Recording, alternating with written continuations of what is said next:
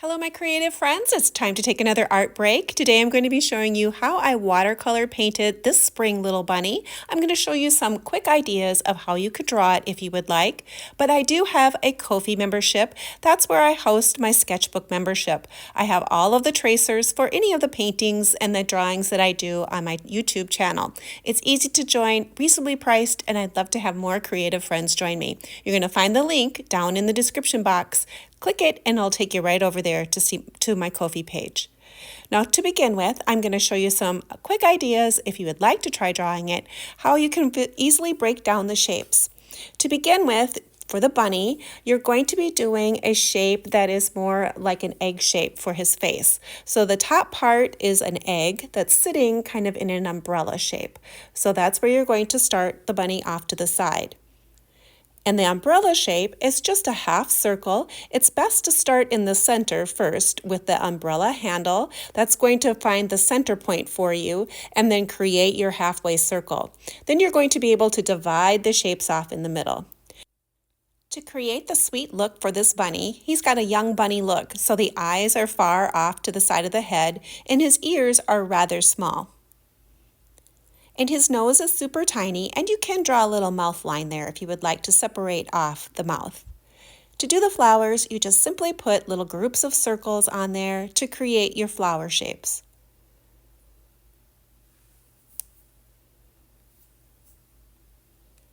And then the swag on the top is just crisscrossed across the top, and then basically carrots are just long little shapes, kind of like a triangle, a long triangle, with some little lines at the tops for greens. That's a simple way to do it, but again, if you're interested in joining my sketchbook membership and already have the tracer done, pop on over there and see what I have to offer. Today I'm going to be using a student grade watercolor is what I'm going to be using, just a simple set, and I'm painting on the Canson brand watercolor paper. It's also a student grade. It's a 140-pound watercolor paper. I always say start with student grade. It's a great way to practice, and that way you don't feel like the paper's so precious that you have to make a masterpiece every time. You can just take your time, figure out how watercolor works, and start at the beginning. Now, if you're new to watercolor, you always start with your lightest, brightest colors and then work your way darker. I always say watercolor is rather like painting the shadows. So for my bunny face, I'm going to be using this gray color in my set, and I'm adding plenty of water to make sure my color will be fairly light. I'm going to tap it on my paper towel first to remove some of the color and check my color before I lay it down. Watercolor always dries slightly lighter, so the way the color looks now when it's wet isn't what it's going to look like when it's drying. Often with watercolor, you have more than just one layer. You usually build your layers as you go. And when I'm painting this one, I'm leaving some white around my eyes of the bright color of the paper. That's going to be my brightest shades of white, so I'm leaving a little bit of that white around the eyes just to even make them pop a little bit more. I'm going to put that gray around the outside of his ears, but I'm going to be leaving the centers open so I can add more pale pink colors and peach in the center. Watercolor is definitely about the layers, and they're very translucent colors, so the colors you put on first will affect the next colors that you lay on the top. I'm going to go ahead and add some brown color to my handle, and I really don't care for any of the brown colors in this set. So often what I do is I just take my three colors and I mix them together off to the side. If they happen to be turning out too red, I add a little bit of green to neutralize them. If they end up turning too yellow, I can take a little bit of purple and add that to my brown and neutralize it that way. Whatever the complementary color is to the color you want to neutralize, that's the color you would to add in. When I'm painting this handle, I'm going to try to leave just the slightest bit of highlight, bright white on the very end of that handle. I'm going to skate on the outside of my line that I drew and try to leave a little bright white. I like to practice that skill to see if I can't accomplish it. Sometimes I'm successful and sometimes I'm not, but I like to try to do that if I can get my brush, just the tip of it, to leave just a bright white on there. I like that super bright highlight. If I do lose it, I can go back in with my uni ball pen at the end in a white ink and add it in.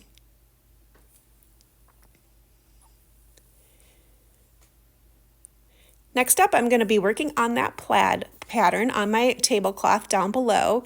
So I'm going to be adding peach first all over the color. I would want to work in an area where none of my paint is wet so far, because anytime your paper's wet or the paint is still wet, whatever color you put right next to it, the chances are it's going to bleed into that color. So I'm going to work in an area where my paper is dry and there are no other wet colors next to it. So I'm going to blush in this light peach color, and then I'm going to be creating the stripes in a pink.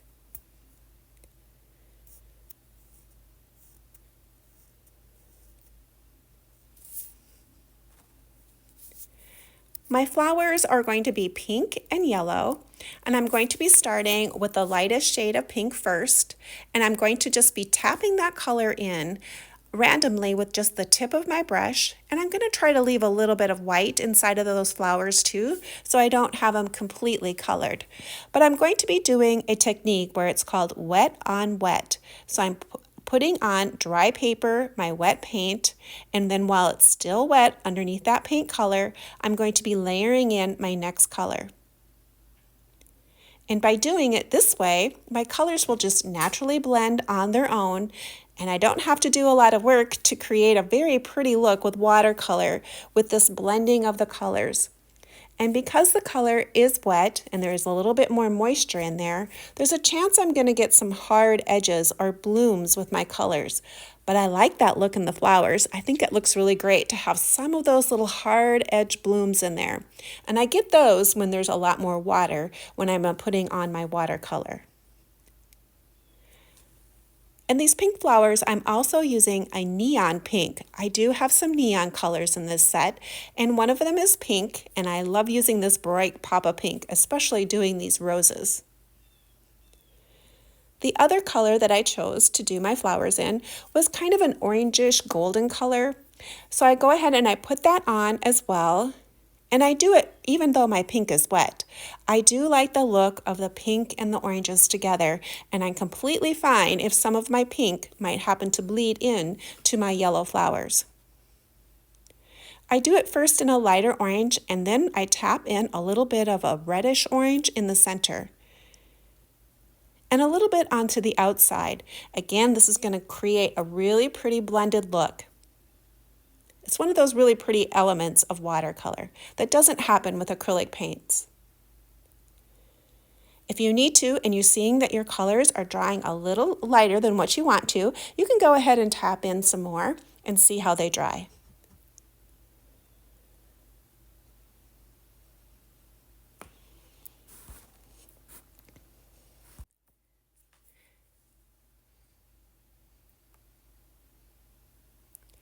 I wouldn't want to do my umbrella right now because my flowers are still fairly wet, and if I do the colors on my umbrella, those flower colors are going to just melt right on into that area.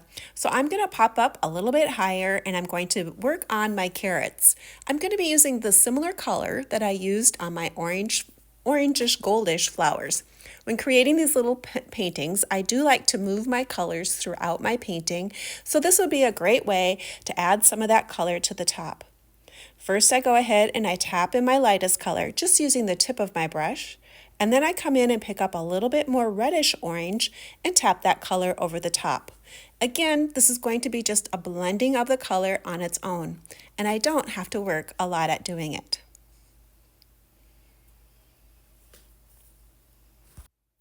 Since the paper I'm using is a student grade, it does kind of dry a lot faster than 100% cotton paper would, so I can come down now and start the process of working on the leaves. And even if some of the pink or the orange runs into my leaves, I'm okay with that look. I'm going to go ahead and lay in my green now. I do have two different styles of leaves that I drew with this picture, so I'm going to try to use at least two different shades of green, so there's a difference in between the leaves. I'm going to start out with more of a medium shade of green for my bigger leaves, and then I'm going to switch down to a bright springy green for those small ones. If you need to darken up your green, you can always add a little bit of red brown to it or even red, and that will neutralize your green even just a little bit more. I'm tapping in that darker green closer to the base of my leaves, and then that should draw out to the tips.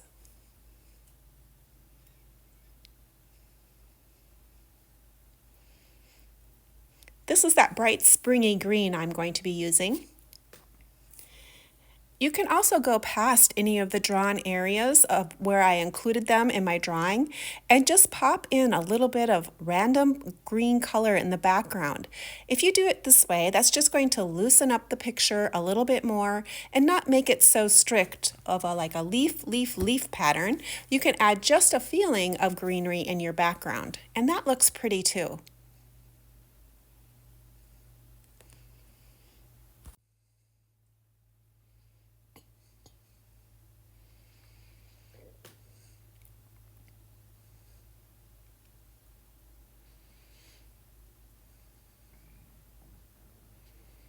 It's looking pretty darn cute.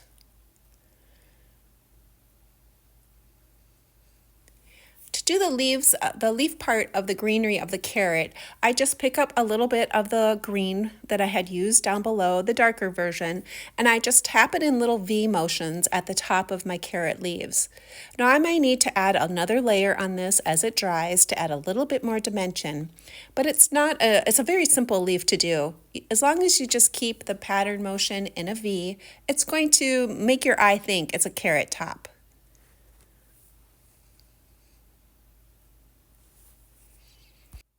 I'm going to move down to the bottom again, and I'm going to take a little bit more of that pink color that I've used on my flowers, and that's the color I'm going to use to create the plaid pattern. So I'm going to first brush a line of pink across, and then I'm going to pick up another shade of pink, that neon color one, and I'm going to go ahead and stripe that at an angle over the top. And that's just going to create an informal type of plaid look. I'm going to let this dry, and in the end I'm going to add a little bit of gold metallic marker, a little stripe of that inside of that pattern. To do the umbrella, I'm going to be choosing this aqua shade of greenish blue color first, and I'm going to do every other stripe in that particular color. I'm going to put both of my shades of blue on at the same time, and I'm okay if the colors do blend in together a little bit, but if you want your colors to be separate, you need to give these areas a time to dry and then put your next color on. Especially if you're using complementary colors, like across the color wheel from each other. So if you were doing a purple umbrella with yellow stripes, you want to make sure that you're giving your items plenty of time to dry, because if your purple and yellow were to blend together, you're going to end up with more of a brown shade. My intention with this one was I was going to be doing these two separate colors, but then I kind of got mixed up and I ended up adding some of the turquoise blue over the blue, and they ended up being blended together. But I was okay with how they looked in the end, and it just added for the extra depth of my umbrella. They were pretty close in colorations anyway. To add a little bit more extra depth to these little pieces, you can always add a darker shade to the ribbed areas and leave the center of those sections a little bit lighter. You can also leave that center one in the very middle lighter than the rest of them, and that's going to give your umbrella a feel like it's coming around or towards you. Just play with your colors in this part and enjoy it. And don't worry too much about it.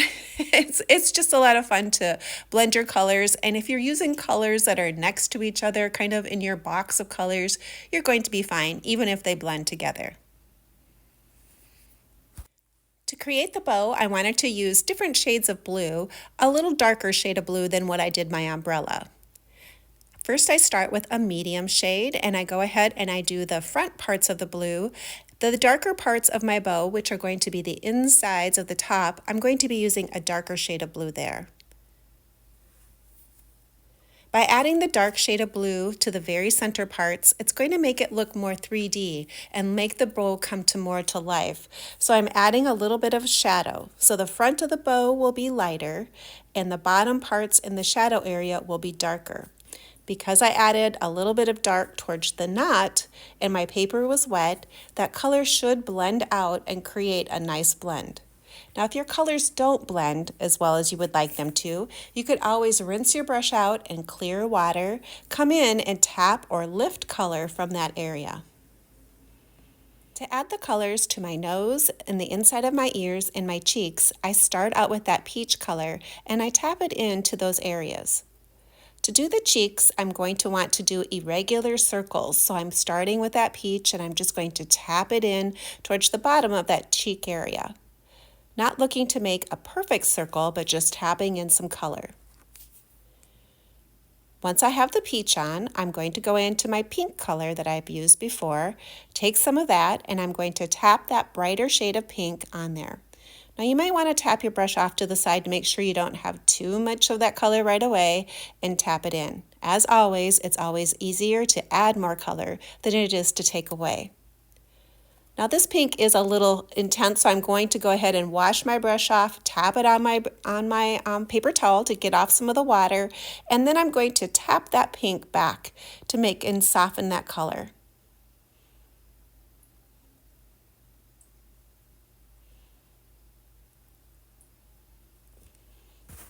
I'm going to be putting the dark color of the eye in with a micron pen in a dark color black ink, so I'm not even going to worry about painting them with watercolor. To create the background, I was going to be using a very light shade of purple. I chose a medium one inside of my box of color, and I watered it down a fair amount. When applying the background color, I like to move my brush around in random strokes to create an irregular background. I move my hand quickly, not spending a lot of time next to the items I've already painted because my paint hasn't had very much time to dry since I'm doing them all in one setting. I need to make sure I'm not adding too much water or too much pressure to those areas, or I could lift that paint that I've already have on. Or I could cause my paint to bleed into the other one. So if I don't want any of that to happen, I could go ahead and dry my painting with a heat tool or some sort of drying element, and then that way it would help set my colors more soundly before I were to start the background. As a final step for my background, I wanted to add a little bit of splitter splatter technique. So I mixed a purple off to my side with plenty of water, loaded my brush, took another brush, and then I tapped it over the top and created a little splitter splatter pattern in the back. Because my paper is wet, my background paint is wet, my spots will be very soft. If you want your dots to be more formed, wait till your paper is completely dry to do this technique, and then you will have like more of an exact dot pattern. I gave my paper a final dry with my heat tool before I added the detail work. I'm going to be adding extra pencil line to the area of the banner. I didn't want to use my darker marker this time to create those looks, so I was going to be using my pencil to add those little details. I'm going to be using a DecoArt metallic pen, and I'm going to be using my micron pen as well. I'm going to be using that dark black for my little bunny eyes to bring him to life. To add a little bit more white detail to my painting, I'm going to be using the Uniball pen in a white ink. I love the way this pen really does show a bright white. I'm going to be just creating some little scribbly bits inside of my flowers to add a little bit more interest to the petals.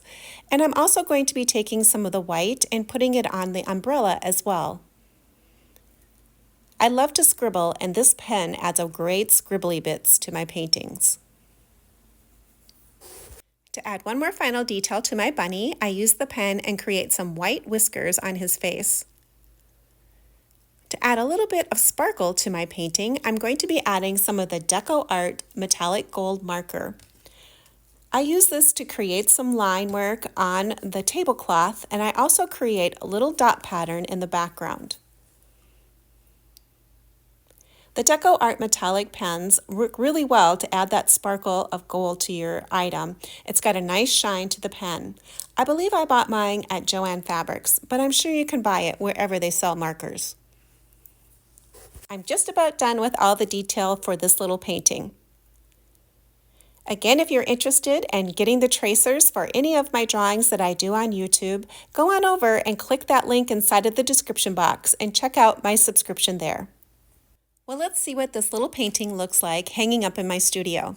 If you're new to my channel and you like doing whimsical art and fun crafting, come on over and see what I'm doing. I'd love to have more creative friends join me. Well, thanks for taking an art break with me today, and hopefully you'll come back and see me again, and next time you'll create right along with me.